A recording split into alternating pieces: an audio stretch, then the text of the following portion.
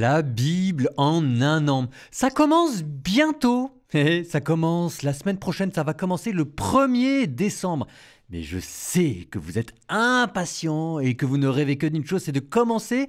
Mais je vous ai déjà mis un épisode 0 dans lequel j'explique tout le podcast. Et pour vous, mes petits bichons en avant-première, le premier épisode, ça vous donnera peut-être le courage de patienter et de vous faire une opinion sur place. Allez, bonne lecture! Notre secours est dans le nom du Seigneur qui a fait le ciel et la terre. Ça y est, on est parti. La Bible en un an. Ça fait au moins 6 ans que je rêve de le faire, ce podcast. Je suis un peu stressé parce que j'ai vaguement le sentiment d'être parti dans quelque chose que je ne maîtrise pas bien. Mais la Bible, la grande histoire d'amour de ma vie. Pour ceux qui ne me connaissent pas, je suis le frère Paul Adrien, prêtre religieux catholique dominicain. J'ai une chaîne sur YouTube et sur Instagram où vous pouvez me suivre. J'ai fait un épisode introductif à ce podcast que je vous conseille vivement d'écouter parce que c'est là que je vous donne tous les détails dans lequel j'explique le choix de la traduction, comment est-ce que nous avons construit ces podcasts, le plan de lecture et encore beaucoup d'autres détails ainsi que des conseils pour bien écouter. Vous savez, on est parti pour une œuvre de longue haleine. À mon avis, ça va être assez passionnant. Mais ça vaut le coup de vérifier que vous avez avec vous tous les petits conseils qui vous permettront de pouvoir l'écouter de la manière la plus profitable et j'allais dire la plus confortable pour vous. L'épisode d'aujourd'hui sera un peu plus long que les autres, le temps pour nous de poser gentiment les choses et de vérifier que vous êtes tous avec moi et que je ne perds personne en cours de route. Peut-être une chose quand même avant d'y aller. Parce que je vous connais et parce que je sais qu'il y aura des flemmards parmi vous qui n'iront pas écouter le chapitre introductif. Mais vous avez tort. Bref, pour eux, je me permets simplement de vous redire ceci, parce que c'est important. Parmi toutes les informations qu'il y avait dans cet épisode introductif, je vous expliquais que chaque jour, il y aurait 2 épisodes. Parce que ça permet de mieux mélanger lecture et commentaires, parce que ça permet de mieux mélanger texte narratif et texte moins narratif et que vous pourriez peut-être trouver sinon plus ennuyeux. Parce qu'aussi, c'est ce que vous m'avez demandé, parce que certains préfèrent écouter une partie le matin et le soir. Bref, pour toutes ces raisons et bien d'autres encore, il y a 2 épisodes par jour, mais évidemment, vous pouvez les écouter en lecture automatique l'un après l'autre. À vous de trouver une plateforme qui lance automatiquement le podcast les uns à la suite des autres. Il est sur toutes les plateformes. Deezer, Spotify, il est même sur YouTube. Vous le retrouverez partout. Vous allez entendre au début et à la fin des lectures une toute petite cloche pour indiquer le changement de scène, si je puis dire. On vous l'a mis aussi parce que parmi vous, il y en a qui aiment bien utiliser ce podcast pour prier. Donc, si vous aimez prier avant la lecture, cloche pause. Si vous préférez prier après la lecture pour méditer, vous entendez la cloche pause. Ceux qui veulent l'enchaîner directement, écoutez, faites-vous plaisir. C'est la grande liberté des enfants de Dieu. Ça, c'était pour l'introduction. Je suis vraiment très enthousiaste de me lancer avec vous dedans. Je dois dire qu'à l'heure où j'enregistre cet épisode, je ne sais pas si j'y arriverai en termes de temps, en termes d'argent, en termes de fatigue. Je me confie à vos prières. Aujourd'hui, nous commençons gentiment avec un regard énamouré, émerveillé sur Dieu qui crée le monde. Premier épisode, Genèse chapitre 1. Deuxième épisode, Genèse chapitre 2. Au commencement, Dieu créa le ciel et la terre. La terre était informe et vide. Les ténèbres étaient au-dessus de l'abîme, et le souffle de Dieu planait au-dessus des eaux. Dieu dit que la lumière soit, et la lumière fut. Dieu vit que la lumière était bonne, et Dieu sépara la lumière des ténèbres. Dieu appela la lumière jour, il appela les ténèbres nuit. Il y eut un soir, il y eut un matin, premier jour. Et Dieu dit qu'il y ait un firmament au milieu des eaux, et qu'il sépare les eaux. Dieu fit le firmament, il sépara les eaux qui sont au-dessous du firmament, et les eaux qui sont au-dessus. Et ce fut ainsi. Dieu appela le firmament ciel, il y eut un soir, il y eut un matin, deuxième jour.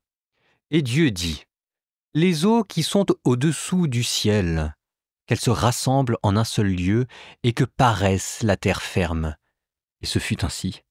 Dieu appela la terre ferme terre, et il appela la masse des eaux mer. Et Dieu vit que cela était bon. Dieu dit que la terre produise l'herbe, la plante qui porte sa semence, et que, sur la terre, l'arbre à fruits donne, selon son espèce, le fruit qui porte sa semence. Et ce fut ainsi. La terre produisit l'herbe, la plante qui porte sa semence, selon son espèce, et l'arbre qui donne, selon son espèce, le fruit qui porte sa semence. Et Dieu vit que cela était bon. Il y eut un soir, il y eut un matin, 3e jour. Et Dieu dit qu'il y ait des luminaires au firmament du ciel, pour séparer le jour de la nuit, qu'ils servent de signes pour marquer les fêtes, les jours et les années, et qu'ils soient au firmament du ciel des luminaires pour éclairer la terre. Et ce fut ainsi. Dieu fit les 2 grands luminaires, le plus grand pour commander au jour, le plus petit pour commander à la nuit. Il fit aussi les étoiles. Dieu les plaça au firmament du ciel pour éclairer la terre, pour commander au jour et à la nuit, pour séparer la lumière des ténèbres. Et Dieu vit que cela était bon. Il y eut un soir, il y eut un matin, 4e jour.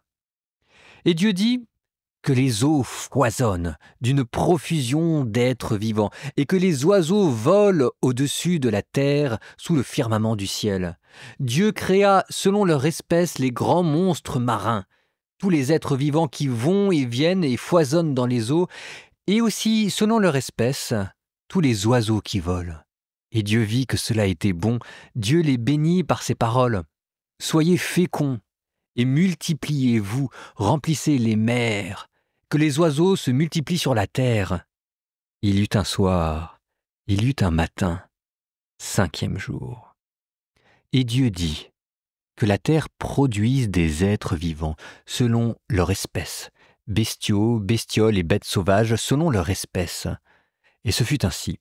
Dieu fit les bêtes sauvages selon leur espèce, les bestiaux selon leur espèce, et toutes les bestioles de la terre selon leur espèce. Et Dieu vit que cela était bon. Dieu dit « Faisons l'homme à notre image, selon notre ressemblance, qu'il soit le maître des poissons de la mer, des oiseaux du ciel, des bestiaux, de toutes les bêtes sauvages et de toutes les bestioles qui vont et viennent sur la terre. » Dieu créa l'homme à son image. À l'image de Dieu, il le créa. Il les créa, hommes et femmes. Dieu les bénit et leur dit « Soyez féconds et multipliez-vous. Remplissez la terre et soumettez-la. Soyez les maîtres des poissons de la mer, des oiseaux du ciel et de tous les animaux qui vont et viennent sur la terre. » Dieu dit encore « Je vous donne toute plante qui porte sa semence sur toute la surface de la terre et tout arbre dont le fruit porte sa semence. Telle sera votre nourriture. À tous les animaux de la terre, à tous les oiseaux du ciel, à tout ce qui va et vient sur la terre et qui a le souffle de vie, je donne comme nourriture toute herbe verte. » Et ce fut ainsi. Et Dieu vit tout ce qu'il avait fait. Et voici, cela était très bon. Il y eut un soir, il y eut un matin, 6e jour. Je vous l'ai dit, nous commençons gentiment et tout en douceur avec un seul chapitre. Mais comment ne pas passer un peu de temps dessus, le récit de la création de l'univers. Mon Dieu, qu'est-ce que c'est beau! Par où commencer? Alors si, peut-être par là. Avant toute chose, je redis, s'il y en avait besoin, que nous, chrétiens, nous ne sommes pas obligés de choisir entre, d'un côté, la Bible, le récit de la création du monde en 6 jours, et de l'autre côté, les récits scientifiques modernes qui parlent du Big Bang et de la création de l'univers en millions d'années. À preuve, c'est un prêtre catholique belge, le père Georges Lemaire, qui a découvert le Big Bang. Voilà, jamais l'Église n'a dit qu'il fallait prendre ces 6 jours au pied de la lettre. D'ailleurs même, pour bien comprendre jusqu'au bout. 6 jours. 6 jours, en fait, ça vous ramène à Babylone, la grande puissance culturelle de l'époque qui, elle, comptait en base 12 et pour qui 6 était un chiffre sacré, ce qui permet en fait de structurer le récit en 3 jours et 3 jours. La lumière, les eaux d'en haut et d'en bas, la terre, et puis ensuite les astres, qui étaient considérés comme des êtres vivants à cette époque, les oiseaux, les poissons, et les animaux, dont l'homme. Donc les 6 jours sont là d'abord pour structurer le récit, 3 jours pour planter le décor, 3 jours pour mettre la vie à l'intérieur, et qui revient comme un refrain inlassable. Et Dieu vit que cela était bon, et Dieu vit que cela était bon, et Dieu vit que cela était très bon. Parole de bénédiction qui met tout de suite ce texte de la Genèse à part de tous les récits de création du monde ancien. Que ce soit l'Égypte, que ce soit la Grèce, que ce soit la Mésopotamie, la création du monde, chez eux, est issue d'une lutte entre plusieurs dieux. Et les hommes sont créés pour subvenir aux besoins des dieux. Ici, il n'y a aucune lutte, le ton est d'une paix et d'une beauté extraordinaire. Vous avez ici un long récit qui progresse jusqu'à ce chef-d'œuvre qui est censé représenter dans le macrocosme, dans l'univers, l'image de Dieu qui est l'homme. L'homme est créé de manière totalement gratuite, non pas comme subalterne, mais à l'image et à la ressemblance de Dieu. Il n'y a ça que dans la Bible, cet amour et cette beauté qui feront dire aux théologiens du Moyen-Âge à propos de la création qu'elle est gratuite. Bonum diffusit sunt. Voilà pourquoi Dieu a créé le monde. Le bien se diffuse de lui-même, que l'on pourrait encore traduire par la beauté irradie d'elle-même, comme s'il y avait en Dieu un trop-plein qui ne pouvait faire autrement que s'épancher et qui explique à la fois la générosité, la gratuité et l'amour avec lequel Dieu a créé le monde.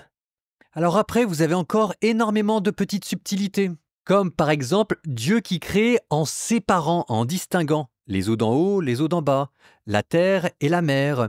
Et ça vous rappelle vaguement ces anciens récits de création que vous retrouvez plutôt en Asie, avec les principes opposés, le yin et le yang. Sauf que le yin et le yang, l'homme et la femme, dans ces récits éloignés sont considérés comme des principes primordiaux, alors qu'ici ce sont des créatures, Dieu créé en séparant, en mettant de l'ordre. D'ailleurs, c'est ça en fait, cette création, c'est passer du désordre primordial, le tohu-bohu, à l'ordre final qui va culminer jusque dans le sabbat que nous entendrons demain. Regardez ce qui se passe au début. La terre était informe et vide. C'est le chaos primordial et ici, le mal est représenté comme étant synonyme de chaos. Et petit à petit, Dieu va circonvenir le mal dans le monde en mettant des limites à ce mal. Et vous aurez plus tard, dans la Bible, des récits d'animaux mythologiques, des sortes de titans figures du mal, le Léviathan, le Béhémoth, qui surgissent de ce chaos et qui habitent les eaux d'en haut et les eaux d'en bas, et précisément Dieu les met aux frontières de la création. Il leur donne une limite.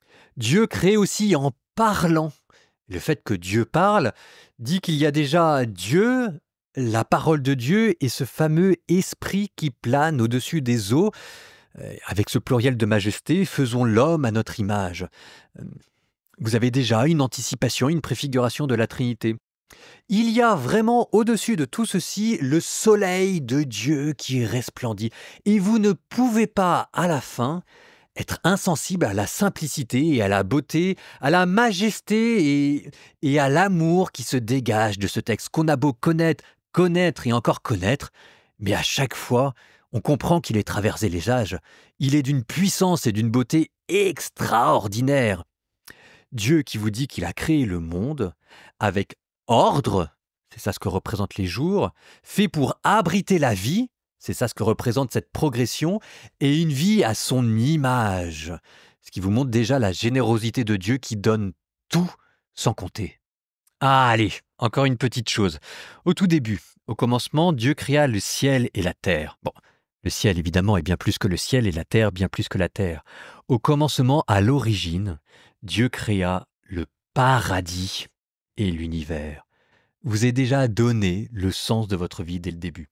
Et à la fin, faisons l'homme à notre image, et c'est Dieu ici qui vous dit que l'homme est fait pour croître et se multiplier, et qu'il est fait aussi pour être le jardinier, l'intendant de l'univers. On pourrait dû rester mais des heures et des heures à parler de ce texte. Gardons-en un petit peu pour la suite, ce sera le deuxième récit de la création. Bon, avant de passer à notre deuxième épisode que vous pourrez regarder soit automatiquement, soit plus tard dans la journée, comme on est dans notre premier jour, je fais une petite pause pour vous expliquer comment le podcast est construit. Il y aura entre ces deux épisodes une transition. Et ce seront des textes poétiques tirés de l'Ancien Testament. Et comme ça, en fait, prendre des courts morceaux de poésie vous permettra de les apprécier d'autant mieux. Aujourd'hui, nous sommes dans Proverbes chapitre 1. Proverbe de Salomon, fils de David, roi d'Israël. Veux-tu connaître la sagesse et l'instruction? Avoir l'intelligence des propos intelligents? Veux-tu acquérir une instruction éclairée? La justice, le jugement, la droiture? Veux-tu rendre astucieux les naïfs? Donner aux jeunes gens savoir et perspicacité? Que le sage écoute, il progressera encore. Et l'homme intelligent apprendra à diriger, il saisira les proverbes et les traits d'esprit, les propos des sages et leurs énigmes. La sagesse commence avec la crainte du Seigneur. Sagesse et instruction, l'insensé les méprise.